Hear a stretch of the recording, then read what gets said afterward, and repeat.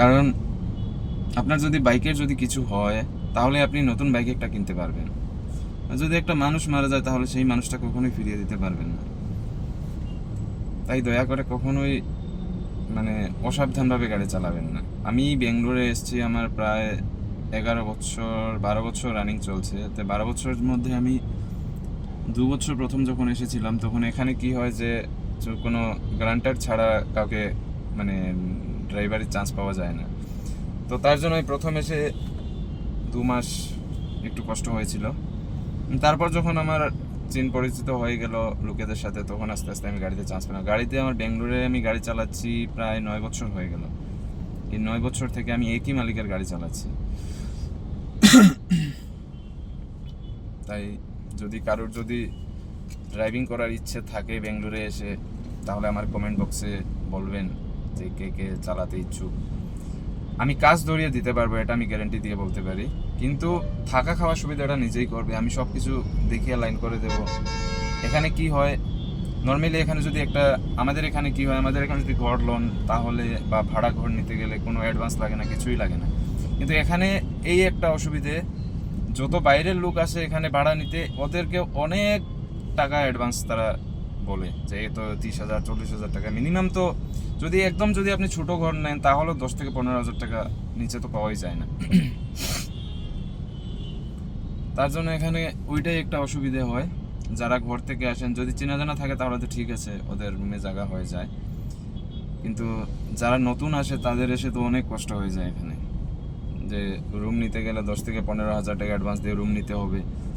তারপর হলো গ্যাস বাসনপত্র যা যা লাগে ঘরের মধ্যে সব কিছুই নিতে হয়। তারপর মাসে ভাড়া তো নিচে হলেও 5 থেকে 6,000 টাকা ভাড়া হবে মাসে। একটু যদি ভালো ঘর চান তাহলে তো, একটু ভালো ঘর যদি দেখতে চান তাহলে তার তো পয়সাটা একটু বেশি দিতে হয়। 9,000 10,000 15,000 20,000 এরকম হয়। তার মধ্যে যেমন আছে 1 BHK আছে, 2 BHK আছে, 3 BHK আছে, এরকম মানে এরকম আলাদা আলাদা টাইপের ঘর হয়। তো আপনি যদি সিঙ্গেল রুমের লোন তাহলে একটু রুম রেন্টটা একটু কম হবে, অ্যাডভান্সটাও কম হবে। আর ওটাই কষ্ট হবে যে জল তুলতে হবে নিজের থেকে, দিনে একবার কি দুবার জল আসবে, বা সপ্তাহে 4 দিন 5 দিন জল দেবে, এরকম কষ্ট করতে হয়। কিন্তু ভাই কষ্ট না করলে জীবনে কোনো সময় সেটেল হওয়া যায় না। তাই কিছু নয়, অল্প অল্প হলেও তো কষ্ট তো করতেই হবে। আর আমাদের ছেলেদের লাইফটাই তো এরকম, কষ্ট না করলে কখনোই সুখ শান্তি পাবে না। আজকাল এমন এমন একটা পর্যায়ে দাঁড়িয়েছে এই দুনিয়ার মধ্যে, যদি ছেলের কাছে যদি কোনো পয়সা কড়ি না থাকে তাহলে সালার মা বাবাও, যে মা বাবাই তোমাকে জন্ম দিয়েছে ওরাও কখনো হাত ছেড়ে দেয়। আর তারপর আর কি, এখন যদি নিজের মানুষের যদি হাত ধরতে না পারো তাহলে যাবে কোথায়?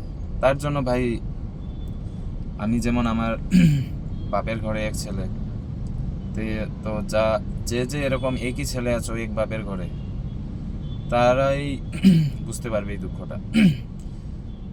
তাই কিছু এখনই যে বিয়ে করনি তাদেরকে বলছি এখন থেকে লাইফ সেটেল করো ভাই, না হলে পরবর্তীকালে যখন যত বয়স হবে ততই ডাউন হবে।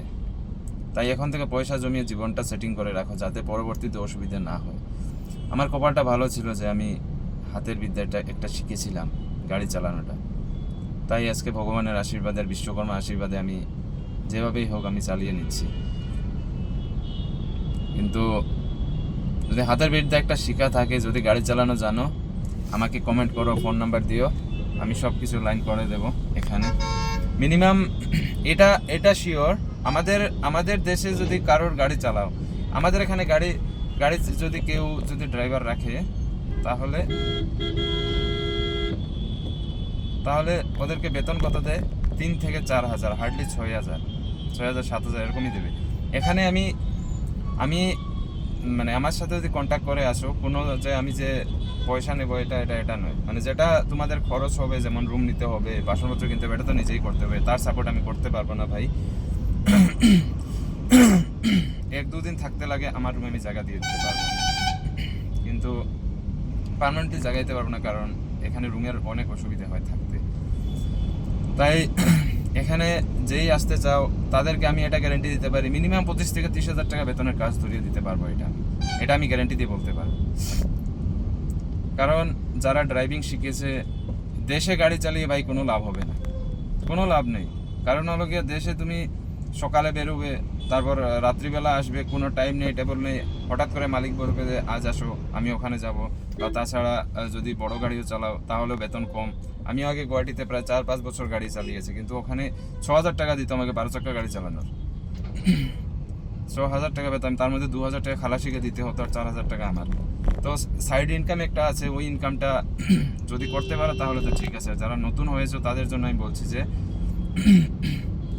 দেশে গাড়ি চালিয়ে ভাই জীবনটা বরবাদ করে লাভ নেই। 5,000-6,000 টাকা আজকালকের দিনে কিচ্ছু না। এখানে যদি আসো, তুমি যদি সাপোজ ধরো 30,000 টাকা কামাও, 5,000 টাকা তোমার খাওয়া দাওয়ার নিচে চলে যাবে, 5,000 তোমার খাওয়া দাওয়া, রুম ভাড়া এইসব নিচে চলে যাবে 5,000। যদি সিঙ্গেল রুম নাও তাহলে একটু বেশি হবে, যদি একা থাকো রুমে। যদি 3-4 জন মেসে থাকো তাহলে তো পয়সাটা কম লাগবে। তাই খাওয়া দাওয়ার দিকে পয়সাটা একটু সেভ করতে হবে। যদি 5,000 টাকার ভিতরে হয়ে যায় তাহলে 30,000 হলে 25,000 টাকা বাঁচলো।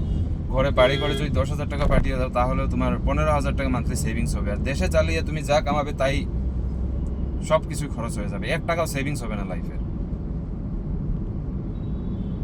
তাই বলছি, যেই গাড়ি চালাতে চাও আমার সাথে কন্ট্যাক্ট করো,